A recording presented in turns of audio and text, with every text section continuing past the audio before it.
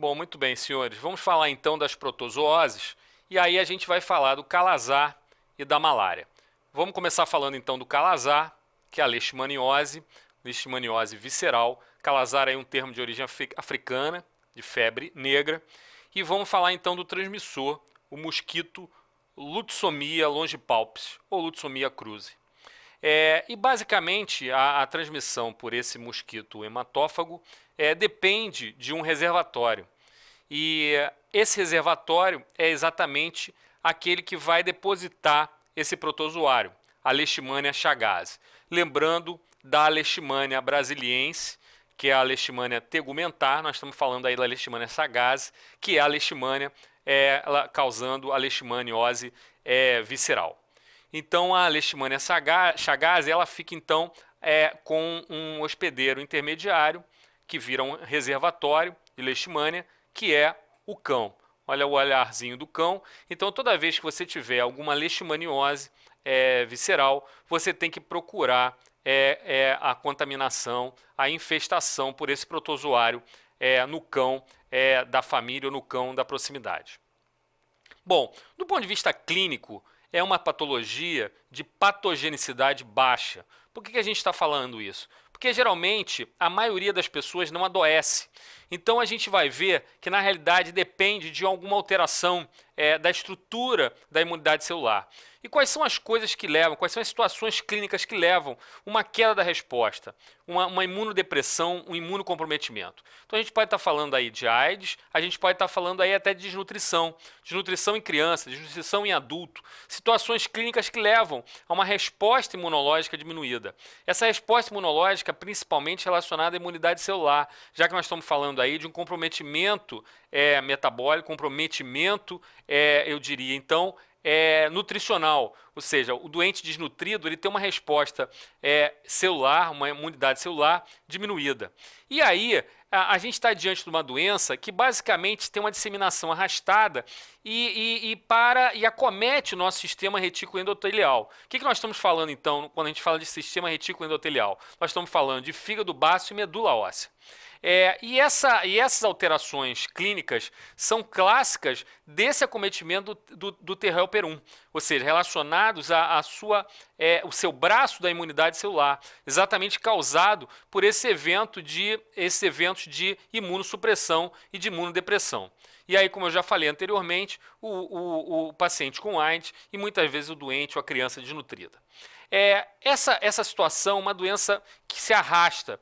Então, como a gente pega o sistema retículo endotelial, a gente tem um quadro de febre, hepatosplenomegalia, acometimento de medula, então a pancitopenia, VHS elevado, PCR-T elevada. Então, é uma patologia que leva a uma situação clínica arrastada.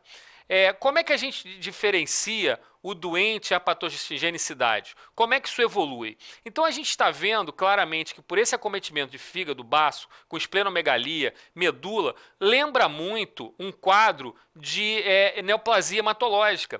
Todas as leucoses assim podem levar a esse tipo de situação, as mieloses. Então a gente vê aí situações clínicas relacionadas às doenças neoplasias hematológicas, como o próprio linfoma, leucemia linfocítica crônica, a gente está falando aí leucemia pilosa, então a gente tem situações clínicas, mieloma múltiplo, então a gente vai ver aí que quando o doente tem uma alteração na imunidade celular, muitas vezes ele pode ter uma resposta humoral razoável. O braço do plasmócito, o braço da resposta humoral ser bom e conseguir de alguma forma levar um aumento da globulina. Um achado clássico seria uma hipergamaglobulinemia com hipoalbuminemia, então uma relação albumina-globulina invertida. Então, a hipergamaglobulinemia e hipoalbuminemia estão relacionadas, então, a essa resposta humoral, apesar da imunidade celular baixa. Então, mais uma vez, corroborando para esse raciocínio diagnóstico em direção a neoplasias hematológicas, ao mieloma múltiplo. Então, você tem, nos locais em que não são endêmicos, que você não pensaria no calazar, você pensaria numa neoplasia hematológica. E como é que, então, a gente faz o diagnóstico da leishmaniose visceral? colateral. Como é que é feito esse diagnóstico desse protozoário? Então a gente vai atrás desse parasito e onde é que é o local mais usado para a gente ir atrás desse parasitológico? E qual é a sua sensibilidade? Então é claro que o aspirado de medula óssea é o mais usado, e a sensibilidade, apesar da sensibilidade não ser tão boa, em torno de 70%. Por que nós estamos enfatizando isso? Porque o local onde a gente tem maior sensibilidade é na punção esplênica, já que a gente tem um acometimento por esse parasito do baço. Então você poderia puncionar esse baço, mas essa punção e essa técnica invasiva do baço aumenta muito, há um risco aumentado de sangramento. Lembrando que esse doente tem pancitopenia, ele tem acometimento de medula, então o risco de sangramento é muito alto. Então, apesar de ser o mais sensível, o mais usado é o de sensibilidade menor, que é o aspirado de medula óssea, como a gente está vendo aqui. Continuando então, qual é a outra forma que a gente pode fazer o diagnóstico? É através da imunofluorescência direta, através do método sorológico ou através do método de ELISA RK39. Bom, e qual é a conduta terapêutica? Como é que a gente faz o tratamento da leishmaniose visceral? Primeira coisa, a gente tem uma doença de notificação, como a maioria das doenças infecciosas, enfim, de infestação, a gente tem que notificar.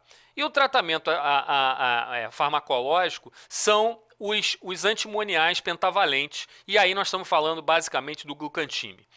O antimonial pentavalente, o glucantime, tem muito efeito colateral cardiovascular.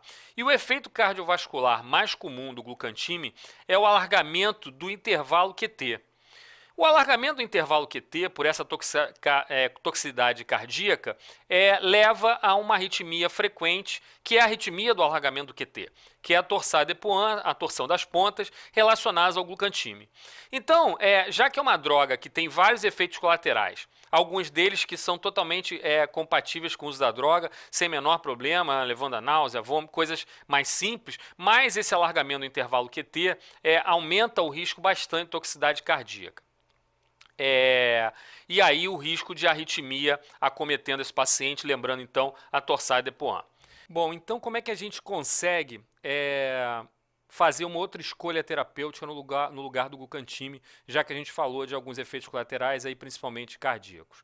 A gente tem como opção terapêutica anfotericina B, tanto a deoxicolato como a liposomal. E aí, como é que é a escolha por essa droga? Então, a gente vai ter critérios de gravidade de doença, entre elas os extremos de idade, como, por exemplo, as crianças menores que 1 ano, adultos maiores que 50 anos, ou ainda outras situações graves, como HIV, gestantes.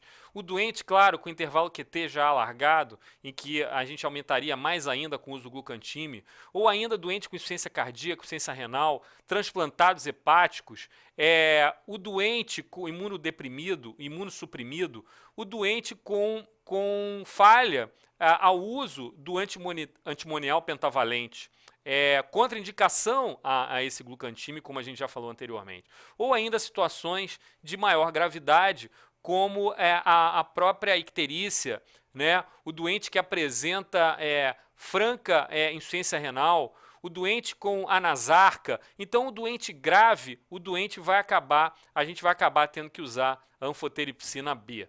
A anfotericina B, claro, a gente vai acabar tendo que usar a sua forma mais cara do ponto de vista de tratamento quando o doente tiver acometimento renal. A gente sabe que a anfotericina B, desoxicolato, ela pode levar a insuficiência renal com potássio baixo. Então, a gente tem efeitos colaterais relacionados à anfotericina B, desoxicolato, e aí nós vamos optar pela anfotericina B liposomal, que causa menos efeito colateral ainda.